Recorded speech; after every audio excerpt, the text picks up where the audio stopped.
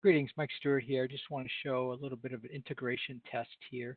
A couple things using the Carbonite replication engine, availability, and then using a couple different pieces. This is geared more towards clients that are looking to do cloud to cloud failover, on-prem to cloud, or anything that requires the redirection of a public facing URL. That's one of the biggest challenges with most clients is the service level agreements for their name service companies are typically 72 hours. What I've done is have a evaluation of a product called DNS Made Easy. Known about it from a customer that actually uses this and is looking to do on-prem to AWS failover. So I figured, well, let's see, how's it going to work? Maybe this is something we can leverage for other customers, maybe create some type of joint marketing, I don't know.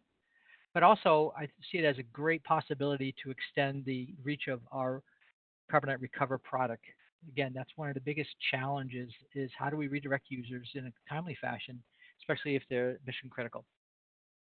So in essence, what it is first you set up a monitor within DNS, and it allows you to identify a couple points of entry. In this case here, I'm using my personal consulting URL, Trusted Advisory Group.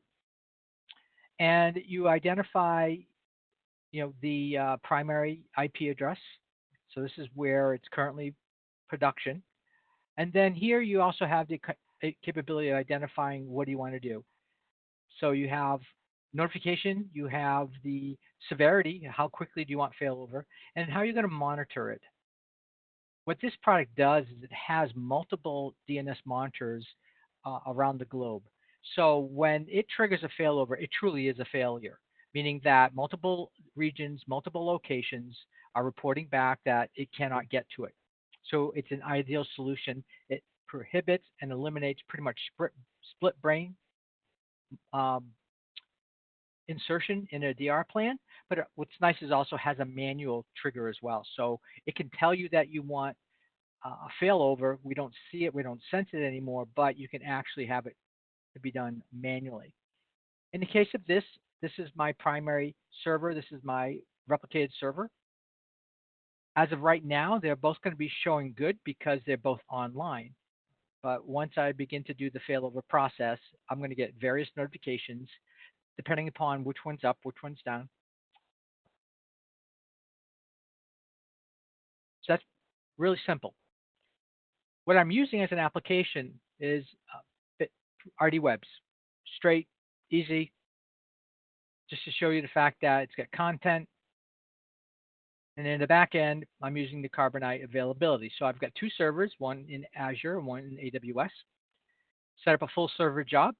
For the sake of this job, I did not use network monitoring for failover because of my restrictions of ports. I'm not allowing everything through. I'm just only allowing replication traffic. So the monitoring aspect uses ICMP is not going to function in this case. But it's pretty much straight. We've got my AWS system, which is a generic machine, really. I just given a new name. As you look at the services on here, there's really nothing here. All right, there's only IIS and file because that's what I built it originally. But as far as the source system goes, this is where the brains are. So it has the deployment, remote desktop deployment services. It is a DC as well, which is not ideal, but in the case of this, I'm going to give it a whirl and see how it works. And yeah, that's it. So from a job perspective, again, it's straightforward failover. Since we are going to a different subnet, you have to set it up to retain the target IP because you're not going to be able to bring the on-prem IP infrastructure into wherever you're going, unless, of course, you have a flat network and you have all the necessary routing to support that. But in this case here, it's going to a cloud, which 9 times out of 10, they're DHCP, which is not a really good thing internally and externally, but this gives you an idea of how it's going to work. So what I've done, the job set up, it's protected. I have maximum compression enabled. I have encryption enabled as well. And so you can see here, we have about 50% reduction in bandwidth, which is pretty nice. So what I'm going to do here is I'm going to click the failover button, and based upon the Carbonite technology, it will gracefully shut down the source server. So I told it to fail over. So what's going to happen? It's going to shut it down. Again, this is planned out. Let's say you have a snowstorm or something coming in, and you know you need to move things over. You can initiate it. The same thing is going to happen if there is a unplanned outage. You would just select the failover, and things would get going. Now, what's going to happen here is the failover process, in my instances, is going to take a little bit of time because they're not overly resource intensive. These are test environments. These are test nodes within AWS and Azure. So ideally, to keep costs down, you know, there's not a lot of power here.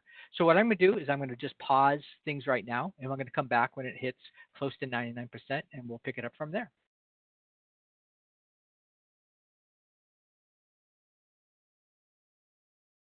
Just so you can see what's going on behind the scenes here, we're at 25% still. So what is the DNS Made Easy doing? So I'm receiving down outages here telling me that the machine is down. So this could prompt the end user to actually facilitate.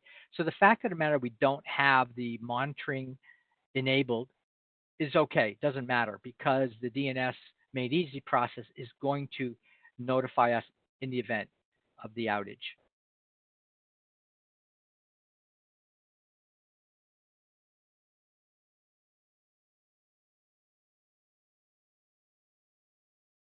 All right, we're chugging along here. We're at 55%. Just want to give you an idea of how the full server technology works.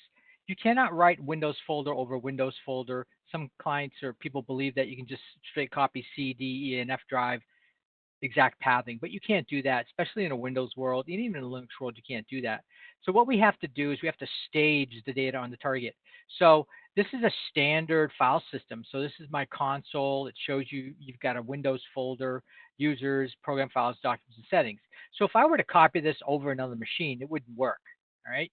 So basically what we have to do is we stage it. So if I go into the actual target machine, and I'm in the process of doing the failover now, so uh, just have some patience here. So here's the target's system state. So it is a running machine. It's smart to a point of the operating system, but as far as application goes, it doesn't have them. So if I go into the SSM staging, there's files here. There's program files, documents, and settings and such. These are the real-time protected files of the source system. So anytime you make a registry change, you add programs, remove programs, service pack the system, that gets captured in real time and gets transmitted to the target. And then at failover time, what we're going to do is transform the target machine. Now, at this point here, what's going to happen is we're going to actually complete the transition. The machine was called HAAWSOR2. That's the target machine's name. Now it's going through the failover process to complete the system state merge.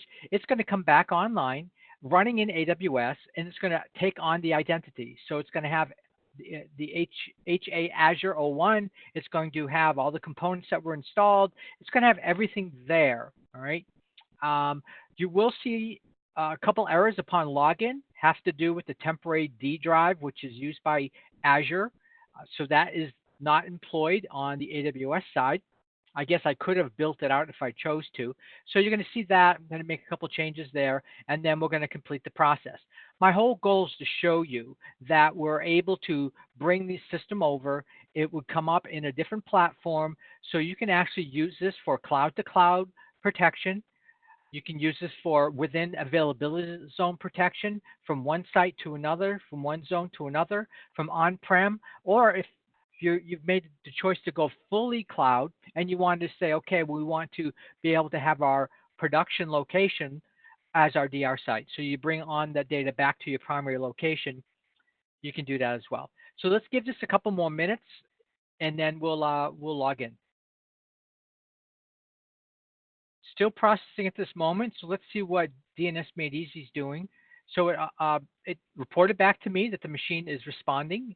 It's actually looking for 443 access. So the failover target is coming up from an operating system perspective. Now it's going to complete the process, and then we'll be able to log into it. So again, we're going to pause for a moment here, and we'll be right back.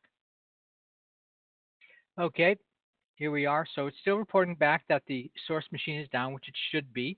Okay. And I'm going to go to the web RD access, refresh it. And so as you can see here, it's using the URL. We know that the source system is down. The only one that's online is the target, and we have RD access. As you realize here, I didn't even have to log out. It allowed me to just refresh, and everything worked in the back end here. So that is the beauty behind the full server protection with Carbonite availability, married with the dynamic DNS and also the DNS failover capabilities from DNS Made Easy. Pretty slick, pretty cool.